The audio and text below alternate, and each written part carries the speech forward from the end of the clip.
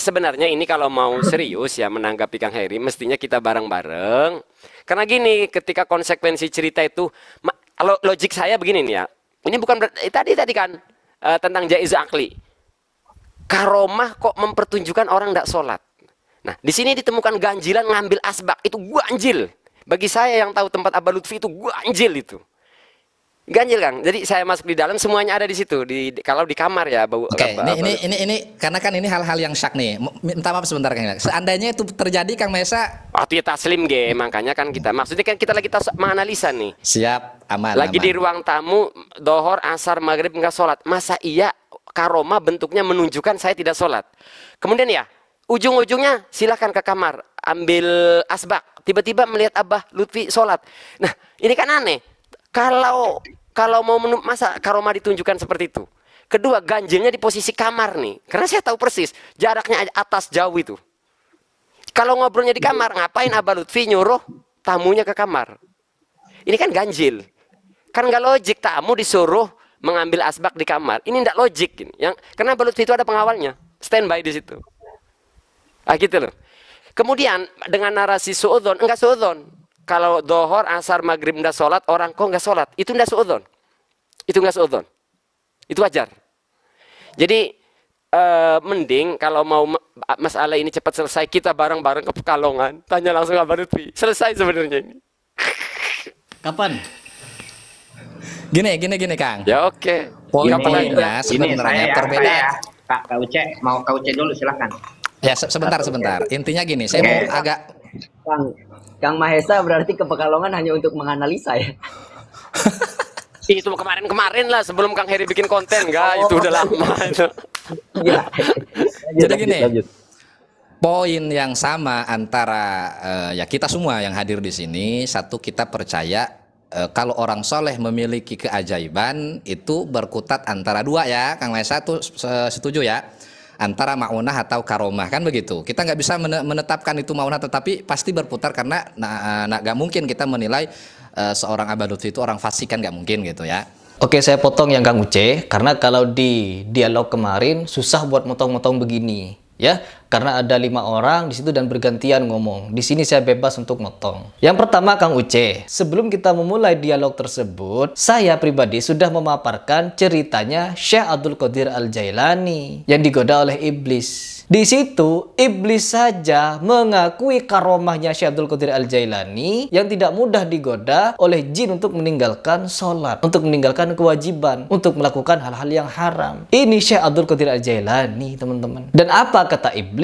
Sesungguhnya sebelum engkau Abdul Qadir, aku pernah menggoda orang yang sederajat denganmu. Artinya wali juga. Artinya sama-sama orang yang berkaromah juga, teman-teman. Apakah kalau sudah sederajat dengan Syekh Abdul Qadir Al-Jailani, sederajat juga dengan Habib Lutfi? Kalau saya tanya kepada kalian semua, lebih tinggi mana makomnya? Kalau kalian selalu berbicara makom, kedudukan. Makomnya Syekh Abdul Qadir Al-Jailani dengan Habib Lutfi bin Yahya. Kira-kira tinggian siapa makomnya? Kalau kalian yang hobi bicara makom. Karena kata iblis tersebut, sungguh aku telah berhasil menyesatkan beberapa orang yang sederajat denganmu Abdul Qadir Jailani. Kata iblis. Artinya apa? Kalau kita melihat misalkan ada kisah nih seperti ini, tentunya ini akan menjadi fitnah yang sangat keji kepada Habib Lutfi bin Yahya, di mana diceritakan oleh Abu Ya'uci kalau Habib Lutfi mecah diri jadi dua, tidak sholat dari zuhur sampai ke isya. Sedangkan Syekh Abdul Qadir Jailani saja digoda oleh jin akan diberikan kelimpahan ini dan itu asal meninggalkan sholat wajib itu dan mengerjakan segala yang haram. Tentunya meninggalkan sholat, kalian tahu hukumnya bagaimana dalam Islam. Tiba-tiba ada wali Allah, ada bagian yang lain sholat, dan ada bagian yang tidak sholat. Ini kan ngaco ceritanya. Saya yang tidak percaya ini disangka tidak percaya karomah. Tidak, karomah ada, tapi bentuknya bukan untuk melemahkan syariat, tapi untuk menguatkan syariat. Berbeda dengan Ashabul Kahfi,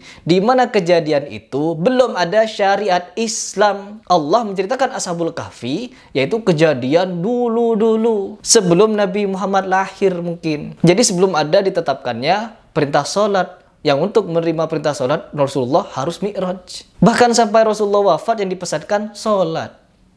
Begitu. Ya, jadi ini adalah sanggahan dari saya. Karena pada video dialog itu, saya belum sempat membantahnya seperti ini. Oke, lanjut dulu. Nah, berarti kan di kejadiannya ini, nah maksud saya, Kang Heri, dan pesan-pesan dari teman-teman saya, seperti Kang Mahesa gitu, ayo kita tabayun, paling tidak, sudahkah Kang Heri menelpon orang terdekat Abah Lutfi, atau kan Buya Uci kan di situ cuma menyampaikan, kisah dari guru, dari kawannya Kisarwani ya, Kisarwani kalau tidak salah. Buya Uci itu tidak menerima langsung ya, Kisarwani gitu. Pernahkah gitu menghubungi, jadi jangan langsung menjas bahwa itu tidak terjadi gitu maksudnya. Jadi saya ini nggak ekstrem kanan, nggak ekstrem kiri. Saya tidak menetapkan itu terjadi. Saya tidak menetapkan itu tidak terjadi. Cuma pada poinnya Kang Heri dianggap sudah membuat justifikasi terlebih dahulu, belum tabayun sudah menjas. Saya tidak percaya. Kalau masa nggak percaya itu mah nggak masalah ya. Tapi menggiring opini bahwa hal itu tidak mungkin terjadi, nah gitu. Sedangkan menurut hukum akal itu sah-sah saja terjadi. Bahkan lebih dari itu pun bisa saja gitu. Oke, saya boleh jawab. Dan itu menyalahi secara aturan berpikir. Seharusnya kita tasawur dulu baru tasdik. Jangan dulu tasdik lalu tasawur. Ini kan kebalikan, tasdik dulu baru tasawur. Dan itu secara pemahaman akal ataupun cara berpikir logik itu salah. Mas Heri, seharusnya Mas Heri tasawur dulu baru tasdik. Jangan tasdik dulu baru tasawur. Nah maksudnya seperti itu. Jangan harap-harapan Kang Heri ya. Kasihan Kang Herinya tasawur, analisa aja, analisa dulu. Ya. Dari tadi kasihan Kang Herinya gak ngerti jaiz akli, kasihan. Ya aja ngomong sama itu kan, karena kan beliau pun gini loh, Kak Mahesa, Kak Mas Heri ini artinya gini loh, saya tuh sangat menyayangkan ke Mas Heri tuh. Jangan dikit-dikit langsung buat video, langsung ini halu. Kami kan merasa, oh ini orang kok gak percaya banget gitu. Oke, boleh saya jawab? Kalau memang ahlu sunnah wal jamaah, boleh saya jawab? Tanya-tanya dulu. Boleh saya jawab? Gitu, seharusnya tanya-tanya dulu. Dan memang kalau misalkan Mas Heri seperti itu, nanti kami anggapannya adalah mu'tazilah. Gitu loh. Boleh saya jawab? Silakan Kang Heri. Oke. Yang pertama, kenapa saya langsung menyatakan itu halu? Karena tidak akan mungkin karomah itu membuat orang tidak sholat. Itu yang satu. Terus yang kedua, karomah terjadi di alam barzah dan di neraka gitu. Orang yang fasik lagi yang ditolong. Kalau orang fasik bisa ditolong, artinya akan memotivasi orang untuk malas-malasan dalam sholat. Toh saya cinta kepada habaib, toh saya cinta pada kiai, cinta sama Abu Ya Uci. Nanti meskipun saya tidak sholat, meskipun saya fasik, kelak akan ditolong saya. Ini motivasi yang akan ditangkap oleh orang. Sedangkan di dalam Al-Quran sudah jelas, kalau kita meninggalkan, di dalam Al-Hadis juga jelas, sholat itu adalah amalan pertama yang dihisap. Ya, berbeda dengan dalil yang tadi Kang Hilya bawakan. Orang yang sudah ditimbang amal baik dan buruknya. Artinya kalau orang itu sudah ditimbang amal baik buruknya, artinya sholatnya diterima. Ya, tetapi kalau orang yang sudah tidak sholat itu tanpa ditimbang lagi, ya, karena apabila buruk sholatnya, buruk semuanya. Ini buruk ini buruk, belum lagi meninggalkan, ya. Ini yang saya pertanyakan. Mohon, oke, tahan dulu. Mohon datangkan dalil orang yang fasik itu bisa ditolong masuk ke surga, ya, tanpa sholat. Ya, udah Kang Heri. Saya tambahin, itu memang ada keganjilan Kang Uce di Manhajus Sawi. Kalau Manhajus saya nggak nyebut Manhajus Sawi ya, karena yang poin yang disampaikan saja tadi. Ada keganjilan, ada ceritakan begini, amalnya sudah ditimbang ya, baik dan buruknya. Berarti semua itu terdokumentasikan, termasuk dia mencintai segala itu. Kok di sini ada ganjil, sudah ditimbang, sudah diuji, kok masih ditanya kamu kan malaikat. Jadi logik begini, malaikat sudah nimbang tapi nanyain, kamu pernah nggak ikut ngaji? Mestinya itu sudah tercatat. Artinya malaikat tidak memerlukan pertanyaan itu. Uang sudah ada datanya semua. Nah, kan di sini kan ganjilnya, ganjil. Iya jaiz akli, justru karena jaiz akli itu kita menganalisa gitu, mentasawur itu. Loh, katanya sudah ditimbang. Kok malaikat nanya lagi, kamu pernah ngaji nggak? Kerjanya apa malaikat roket batitnya?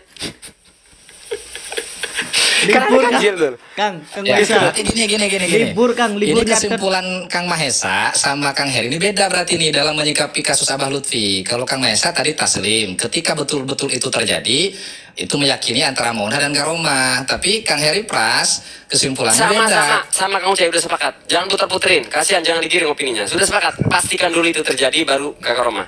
Udah, kita kepada tadi masalah timbangan. Malaikat sudah nimbang, kok tiba-tiba nanya, kamu pernah nggak ngaji? Ini nggak makul namanya. Kang Mesa, Kang Mesa. Itu kan saya nggak pernah bahas itu. Ini Kang Hilya ini. Kang Uce. Saya hanya menyampaikan. Kang Uce izin. Siap. Mungkin ikut Al-Faqih Muqaddam, Malaikat Rokit Atid, liburnya. Itu bukan pendapat saya, itu dalam kitab Minhajus Sawi. Habib Jenderal Smith. Sebentar ya. Antum ini lucu loh. Saya hanya mengemukakan di dalam kitab Minhajus Sawi, Habib Jenderal Smith. Jika memang itu halu, ya silahkan antum bacakan kitab ini bahwa kitab ini halu loh. Kang Hilya tidak salah. Ya, ini tanggapan terakhir saya. Kang Hilya tidak salah di sini. Yang saya permasalahkan adalah keyakinan antum di dalam mempercayai kisah tersebut. Sama halnya seperti saya tidak mempercayai kisah itu karena berseberangan dengan Al-Quran dan hadis.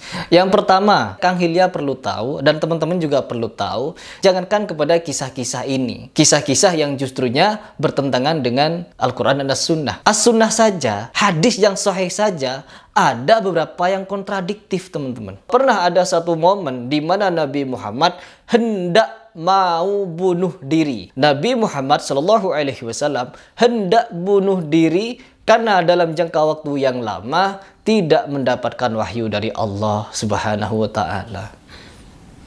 Ya.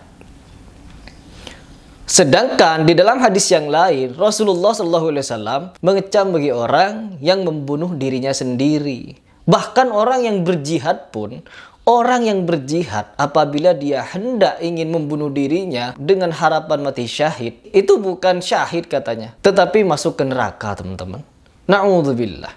Di sini bukan antum yang salah, Kang Hilya, tetapi mungkin saja kitab tersebut yang bermasalah. Entah ada tangan-tangan yang jahil, yang merubah-rubah. Karena di dalam Al-Quran pun, jangankan kepada kisah-kisah manusia biasa. Alkitab pun disebutkan oleh Allah, celakalah bagi orang-orang yang merubah-rubah Alkitab. Alkitab saja dirubah-rubah. Al-Hadis saja ada yang diragukan. Yang sahih saja ada yang diragukan. Apalagi hanya kisah karangan manusia. Mungkin itu saja yang ingin saya sampaikan kepada kalian semua. Semoga ini bisa menjadi pencerahan bagi kita semua. Dan kita bisa menjadi umat yang lebih baik lagi ke depannya. Oke, mungkin itu saja ya teman-teman. Apabila di video ini ada yang salah, keliru, menyimpang, itu murni dari kekhilafan dan kebodohan saya.